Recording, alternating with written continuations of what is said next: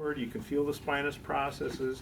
Okay, an inch or two off to the side, that's where they're branching out, they're becoming cutaneous, and you've got some of the little branches are snaking back towards the spinous processes, and some are branching out and wrapping way around, her trunk. Okay? So there's whole dermatome charts, plus there's the little charts I gave you, which, dermatomes and the sensory motor patterns are not the same things. If you have a chance to, there are all kinds of interesting ways to assess those very specifically to try and nail down exactly which nerve roots may be most involved. But what we're going to start with is very simple. What's our simplest tool here? Palpation, right? Okay. So this is, as I come along here, not too bad along in there. There was one spot in the upper lumbar. Okay. More in this area here. A little bit lower. Okay. Okay. So we've got one possibility in here.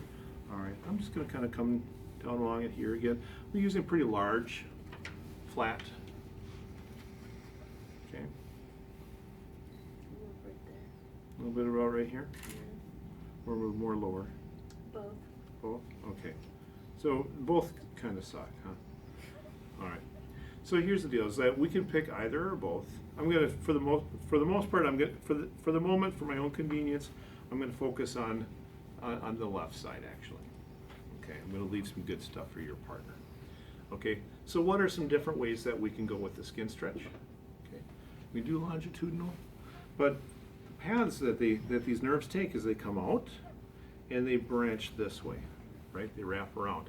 So if we want to do longitudinal, okay, and if those raffinis that lay in these relaxed skin lines, if they run parallel to that, well, then maybe one direction of stretch that we should look at is also in line along those relaxed skin lines.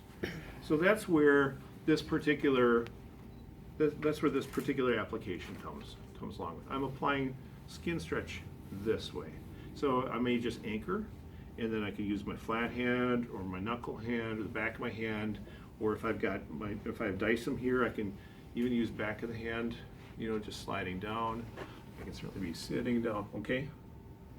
Any number of ways that you want to arrange yourself to be able to very comfortably maintain a gentle skin stretch, okay?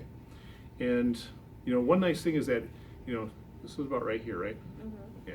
So if I can, I like to, I might have an anchor hand here. I'll have my monitor fingertips. Okay, what I will often find helpful is that I'll kind of fold my hand a little bit, make contact with the palm, and then I'll lengthen my palm away from those fingertips. That way, my fingertips don't have to move, and yet I can add skin stretch. And then, when I'm ready to, 5-10 seconds later, now I can press in here now. Is that still tender? No. All good. Okay. And can I stay here for a while if I need to? Sure. Okay. I feel pretty comfortable, pretty well lined up. Now, if my shoulders are all jacked up or something like that, well, there's no reason why I can't kind of rearrange myself in some fashion. Okay. So I can do all kinds of stuff to make sure that I'm comfortable, or if I need to, with very little or no change for her. And what are you doing with the right hand? Just anchoring the skin so I can apply, apply a little bit of stretch laterally. What if she said, yes, I still feel the pain? Well, then I might need to either I can try adding a little bit more stretch. I might try drawing further across with the opposite, with that anchor. that anchor hand might become, instead of anchoring alone, it might be more actively projecting, drawing the stretch out, or I might more actively draw it this way. You can gather. Or I might change my angle. Maybe instead of going straight across, maybe I'll go one up a little, one down a little, or the other way. Or I could gather. Okay, so we can start riffing on that. Okay, this is jazz. This is you might have kind of know what the general theme is, but you can play with it. Okay. So when I go pressing in here now, is that still a little tender? No. Oh, okay, you're done. Cured. All right. So this is one example, and we can do this anywhere along the spine. which is really nice. Okay, so I mean, it's got some stuff up here. Okay, all the way down into the thoracolumbar area. Okay, all the way down into the sacral area, and a similar pattern continues all the way down into the glutes when we get into the cluneal nerves and so forth. So if you just walk out of here with this, look how much territory we can cover just with that. Have options that are very simple and easy to remember. Okay, so we're going to be doing some of that, but let's talk a little bit more about iliohypogastric. Okay, so right here, not too much. Too much. Okay, it was a little worse up here, wasn't it? Yeah. Okay, now is it more here, or is it more here? More there. More out here, a little bit more laterally? Okay, so I picked the right side. So so if we were here, we'd be more dealing with the dorsal rami, the cutaneous nerves. But in when it spreads out, it's gonna come along here, right? This is also a neighborhood where possibly iliohypogastric could possibly also be involved, but very good chance that we're still dealing with the dorsal rami of the cutaneous nerves. Okay, now this is where we get into some stuff where we're going to do a little bit more with positioning. Okay, so I could try to do this sort of thing, and maybe that would work fine, but I'm going to just direct your attention to the screen here for just a moment, just to put this in context. Is that this is where we're going to use, this is where she's going to be prone, and we're actually going to shift the positions of her legs a little bit, and positions of her hips a little bit. Okay, so this is the area of concern. I didn't lose it, did I? Okay, so. Oh, you've lost it. Here's the deal. I'm going to come in here, and again, several different ways I can do this. Okay, so you can adjust this. Okay, but basically, I don't have to draw this super far across. For some people, it might just be an inch or two. Okay, but I'm going to draw this across a little bit. Okay, the affected side is the foot that's going to be underneath the other one. Okay, and the way I typically do this is I'll lift the foot on my side up, get a hold above the knee.